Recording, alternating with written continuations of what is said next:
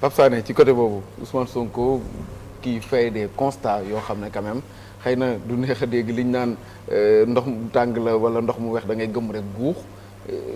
wax na ko ci administration bi suñ jëlee comme football rek ci la ñu nekk boobu ba léegi ndax dañ koy mën a comparer coach bu nga xam ne am nay joueurs yu mu gis ne doxuñu ñu war leen a remplacer wala aussi c'est un aveu d'échec comme ni ko Abdou Khadir ñaa waxee. Issa xam nga en fait je vois que y a eu ce qu'on appelle de mauvais choix. Et ça il faut vraiment le dire parce que tamit équipe la bu egsi au pouvoir qui n'a pas eu la chance. Oui. Parce que tamit il faut qu'on s'appesantisse bien sur les mots. Yàlla dafa def bi ñuy ñëw ñoom au pouvoir néew na ci ñoom ñi nga xam ne ils ont été au cœur de ce qu'on appelle la République, au cœur de l'État. C'est vrai que am na ci de hauts fonctionnaires, notamment président de la République, notamment le Premier ministre, notamment le ministre de la Justice, le ministre de l'Intérieur, ainsi de suite. Mais je dis que au cœur de la République, ak ministre des Finances. Voilà, yàlla def na ne que peut-être ils étaient pas nombreux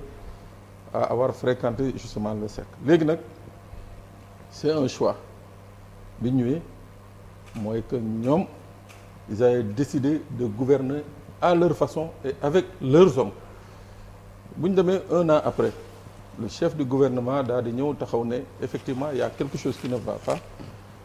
Moi je suis d'avis que déjà c'est une preuve de courage. C'est faire preuve de courage de reconnaître qu'il y a quelque chose qui ne va pas. Mais warul yam rek ci wax ko. Quand quelque chose ne va pas, on change ce qui ne va pas. xalaatoo ne ci la jëm moo tax mu génn pour wane bis bu ñu defoon remaniement. am na moo tax ñu def ko. Issa politiquement laay waxee ak yow rek. non si je parle xalaatoo ne ci lañ jóg. si la logique. Ouais. La logique mooy que depuis avril bi ñu génn pour un premier gouvernement depuis avril bi ñu génn waroon na am ay changements waaw. waroon na am des changements notoires au sein de l'attelage gouvernemental muy benn ñaar les feuilles de mission ci ministères yi il faut que ñu ministères sectoriels il faut que ñu revoir ces feuilles de mission là parce que goulot d'étranglement yooyu ñuy wax c'est parce que quelque part les feuilles de mission même bu dee ça a été élaboré mais àggul nu mu war a àggee fa mu waroon àgg donc moom moo indi souvent ces problèmes là yi nga xam ne moom le premier ministre dénoncé. Mais il faudra à l'avenir surtout bu ñu demee vers un remaniement et ce qui est inévitable mooy faire des arbitrages yi nga xam ne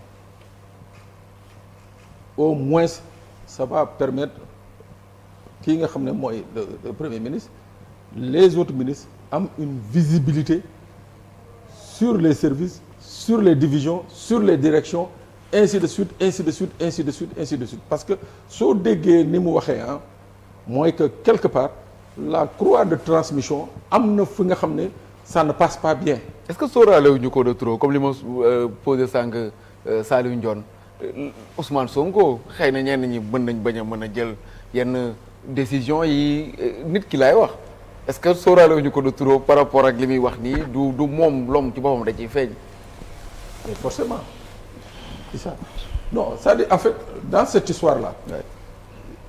Même si dañuy imputer une responsabilité au président de la République. Mais le chef de gouvernement daf ci am une énorme responsabilité. Je crois am na ku ko wax léegi xaw ma honorable la wala. monsieur Niang c'est-à-dire dans le choix des hommes moom day ñëw ne Abdoulaye Mbow bëgg naa ko fii mu wax ceeg président ànd ceeg moom waaw yenn yi président bañ ci ànd ak moom mais de toute façon sur le choix des hommes il a son mot à dire donc quelque part s'il y a des blocages. moom am na ci une part importante de responsabilité moo tax ma ne là d'abord c'est faire preuve de courage de reconnaître que ça ne va pas mais maintenant quand ça ne va pas il faut rectifier. Abdoulaye Mbow il faut rectifier quand ça ne va pas par rapport ak li xew nii aussi maa ngi koy laaj sànq ci centralisation wu yenn politique yi ak yenn mbir yoo xam ne da daan am ci ay ministères ak yooyu noonu ñu centraliser ko primature opposition bi doon nañ fi dénoncer un premier ministre boo xam ne aussi il a trop d'espace est-ce que yooyu feeñul ci yi nga xam ne ñi ngi koy dénoncer wala da nga jàpp que ni c'est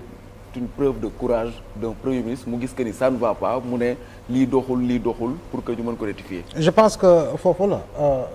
boo jiitee gis ne effectivement am na loo xam ne mi ngi yéex am na loo xam ne mi ngi dox am na loo xam ne doxul effectivement nga dul baaraam si li nga xam ne yéex na te doxul jàpp naa ne loolu la kilifa war a doxalee et que en toute transparence nga war ko mën a waxee noonu et de ce point de vue là jàpp naa ne ñu nekk si seen fauteuil doon nelaw wa ilaa embourgeoisé wu bu dee am na ci wala boog tëj buntu tëj parentère dematoo fenn voilà dematoo fenn affaire yooyu di nga ne attention kii dóor na si table bi j'ai intérêt à bouger. xam nañ ne mi ngi leen di bàyyi xel daal vague bi bu ñëwee saa yi boo moytu dina ma yóbbaale et je pense que un régime élu pour 5 ans c'est pas parce que nommé nañ la que yow nga foog ni fa ñu ma nommé dama fay nekk pendant 5 ans quel que soit par ailleurs le poste demain conseil des ministres bi la faloon mën na la folli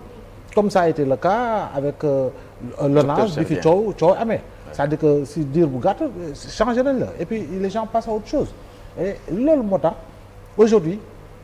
au fait au-delà de centraliser lu bari au niveau de la primature et c'est tout à fait normal pour avoir un regard si li nga xam moo li xew dans les différentes directions il faut qu'au niveau des directions aussi ñu peut-être que gën a accentuer sur la communication parce que pour man c'est essentiel tout est dans la communication tout est communication et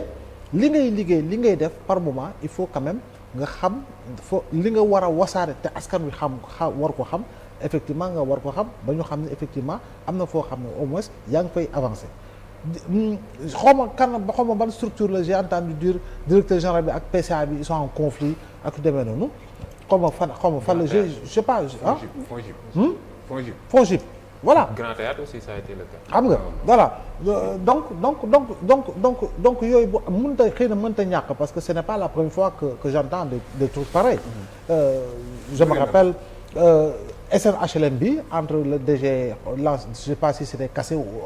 et le PCA qui était là-bas Faltier pour une histoire de voiture il y avait des frictions xam nga voilà il y avait il est toujours là-bas voilà Samba Ndiaye ko war a remplacer Samba Ndiaye bu ñu ne moo ko waroon remplacer xam nga voilà pour une histoire jëlul fonction ba léegi moom jëlul fonction ba léegi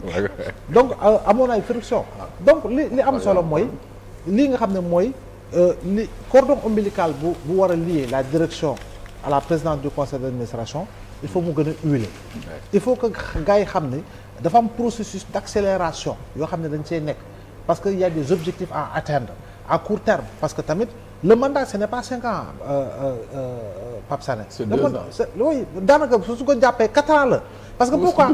parce que xalal Pape Moussa 2029 wala 2024 bul fàtte ni janvier dugg nañ ci campagne. fin 28 la ñuy commencé campagne. février def nañu élection. donc début d'année la ñuy def élection donc c'est-à-dire que dañuy wax quinquennat en réalité loolu sax defe naa waruñ ko xool. parce que yow tu es installé en avril bu ñu ko fàtte tam même bu ñu la falee tu es installé en avril janvier février dernière année mandat bi si on est en pré-campagne ensuite en campagne donc pour te dire que mandat bi daanaka 4 ans lay doon. donc yow bu ñu la joxee nag responsabilité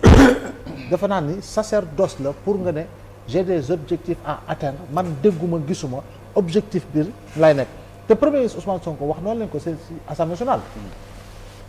ay yégal vitre rek tëj bureau fay téléphone ak demee noonu soyez auprès des populations et je pense que être auprès des populations par rapport ak mission bu ñu la dénk bu dee laaj na ko jàpp naa ne boo ci nekkee doo nekk ci njuumte di nga xam réalité yi di nga adapté wu à la température pour véritablement mën a doxal ci li nga xam ne moom lañ la dénk. Pape Moussa bu doon match la mën nañ ne xëy na war a nekk ci mi-temps bi.